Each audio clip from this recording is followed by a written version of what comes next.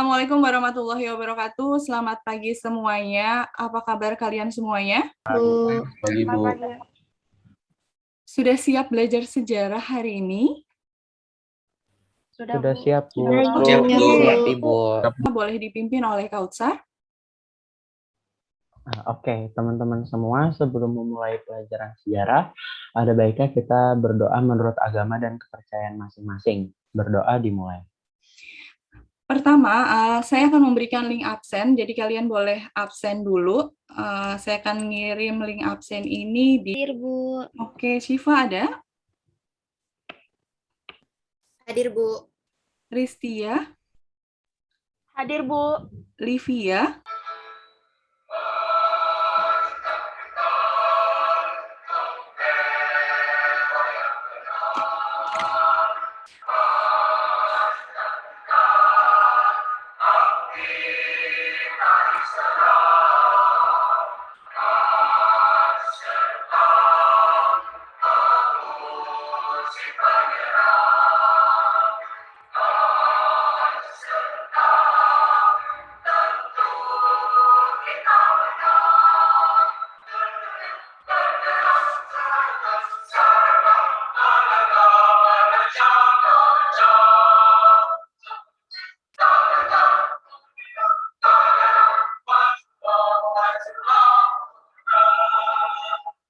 Tanti, Bu. Tanti, silakan. Apa itu Tanti, makna dari lagu ini? Harus membela yang benar. Oke, harus membela yang... Maknanya itu, jika kita bersama, kita pasti menang. Pada kalian, ini adalah kata-kata motivasi dari Mahatma Gandhi. Mahatma Gandhi bilang, hiduplah seolah engkau mati besok dan belajarlah seolah engkau hidup selamanya.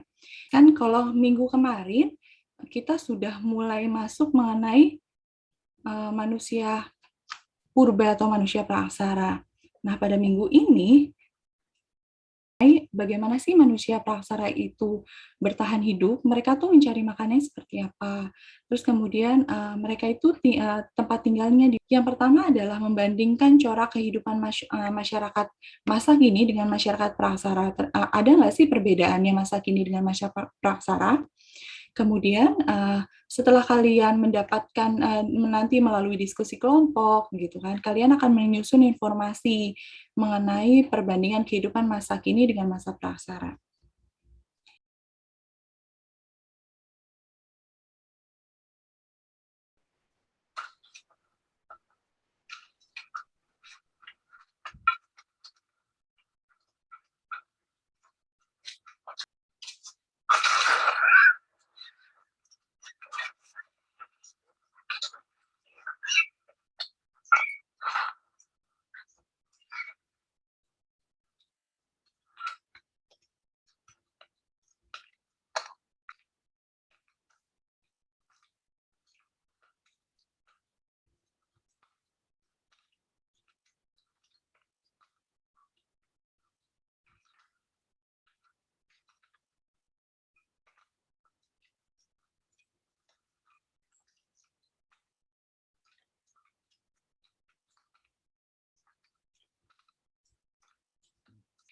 Apakah ada yang ingin ditanyakan?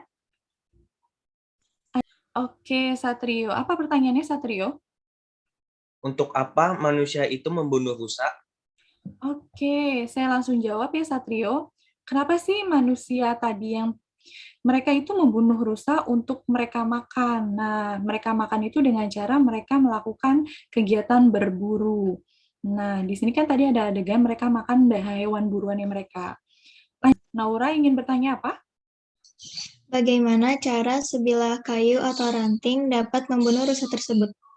Oke, gimana sih cara tadi manusia, langsung saya jawab ya, manusia praksara atau manusia purba tadi itu membunuh rusa tersebut. Mereka itu menggunakan tombak atau kayu yang sudah mereka runcingkan. Oke, apa pertanyaannya, Enggar? Apakah api sudah mulai muncul di zaman purba? Dan apa fungsi api pada saat itu? Ini ada gunung meletus dan ketika ada petir menyambar ranting atau kayu yang kering, maka muncul api. Nantinya seiring dengan perkembangan otak mereka dan kemampuan mereka, nanti mereka mulai menciptakan api.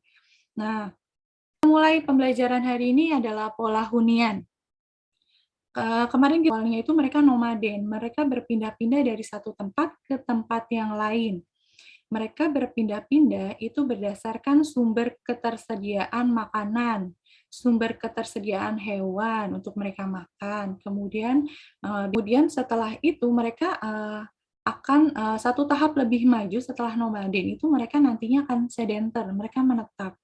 Nah, pada tahap sedenter ini mereka itu tinggalnya di dalam ada namanya semi sedenter. Mereka tinggalnya di dalam gua atau mereka tinggalnya menetap di sepanjang aliran pantai. Roach.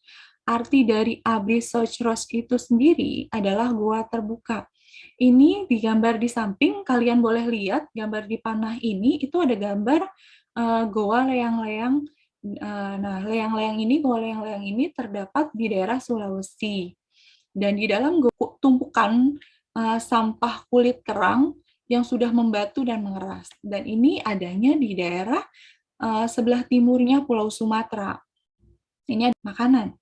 Dan di sini mereka mengumpulkan makanan apa aja. Di sini mereka mengumpulkan tumbuh-tumbuhan, mereka mengumpulkan buah-buahan gitu untuk mereka makan. Dan aksaranya masih tetap berburu dan mengumpulkan makanan. Dan di sini mereka sudah mulai menetap atau semi sedenter. Sudah mulai menciptakan bagaimana api.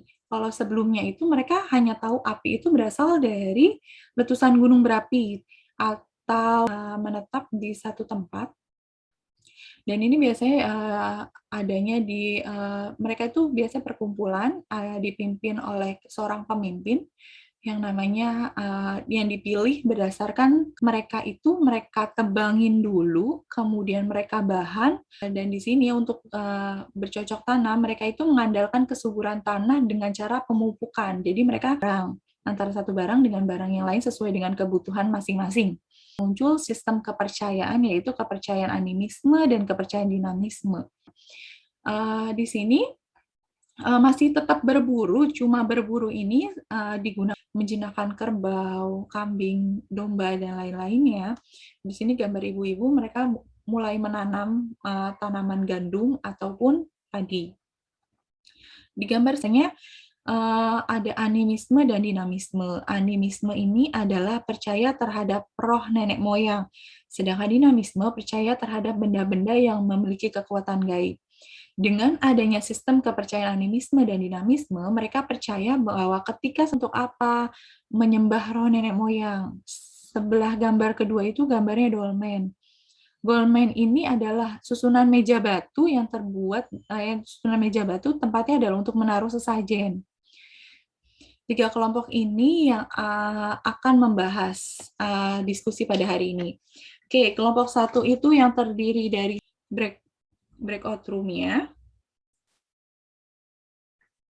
Oh, yang mana nih, Kik? Coba buka dulu. Yang atas dulu ya? Iya.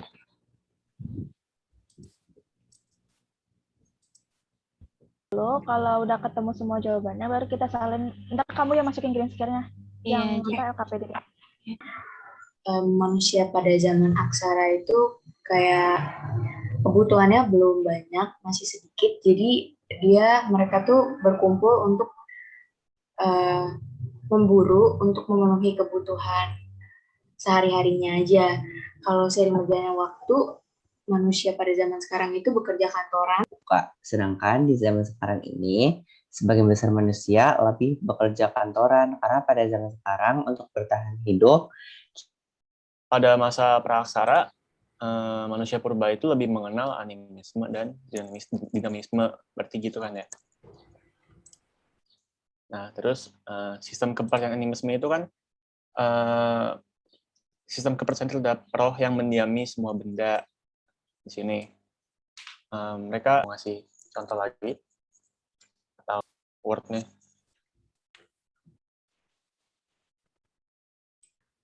Baik, selamat pagi, salam sejahtera, salam Om Swastiastu, Namo Buddhaya, salam kebajikan, Assalamualaikum warahmatullahi wabarakatuh.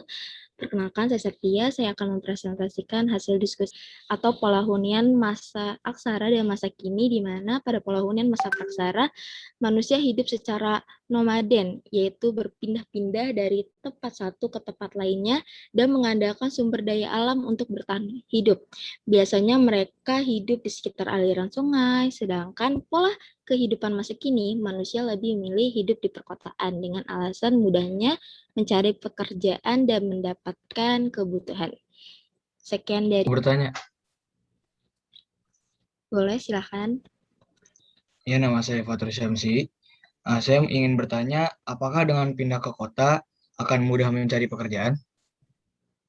Mereka harus memiliki pengalaman dan wawasan yang luas agar mudah di perusahaan. Jangan sampai orang yang tidak memiliki skill nekat ke kota dan kita berikan aplaus buat kelompok 1. Assalamualaikum warahmatullahi wabarakatuh. Selamat siang semuanya. Saya dari perwakilan kelompok 2 ingin sehingga untuk memenuhi kebutuhan hidupnya mereka berburu dan mengumpulkan makanan. Lalu mereka bercocok tanam dan memiliki keterampilan seperti membuat perunggu dan lain-lainnya. Semua proses tersebut memerlukan waktu yang sangat panjang. Mengapa demikian? Karena zaman dahulu belum banyak peradaban dan SDM yang mumpuni, sehingga mengandalkan kekuatan fisik. Dan saya ingin bertanya, apa manusia pada masa kini hanya bekerja di kantoran untuk memenuhi kebutuhan hidupnya? Oke, nama saya Saskia Dila. Saya akan menjawab pertanyaan tersebut. Jawaban dari kami yaitu enggak kok, saat ini pekerjaan sangat bervariatif. Kami hanya mengambil perumpamaan. Kelompok 2. Lanjut ke kelompok 3. Silahkan kelompok 3. Selamat pagi semua. Saya Fadil selaku perwakilan dari kelompok 3 pada kali ini akan mempresentasikan hasil diskusi kelompok kami. Pada saat ini, agama resmi yang dianut di Indonesia adalah Islam, Kristen, Katolik, Hindu, Buddha, dan Konghucu. Ada beberapa sistem kepercayaan seperti Sunda Wiwitan, Kejawen, dan lain-lain yang berasal dari animisme dan dinamisme. Pada masa praksara, seperti aliran kepercayaan Sunda Wiwitan, Kejawen, Permalim, dan lain-lain. Pertanyaannya, apa yang dimaksud dengan Sunda Wiwitan dan Kejawen? 3 ingin menjawab pertanyaan Apianita. Sunda Wiwitan adalah kepercayaan suku Baduy. Mereka mempercayai alam, leluhur, dan seimbang alam. Kejawen adalah falsafah atau pandangan hidup masyarakat Jawa. Biasanya berkaitan dengan ibadah, seperti memandikan keris. Berikan aplaus buat kelompok 3. Sekarang itu sudah adanya agama. Tapi masih ada beberapa sekelompok orang yang masih menganut animisme dan dinamisme.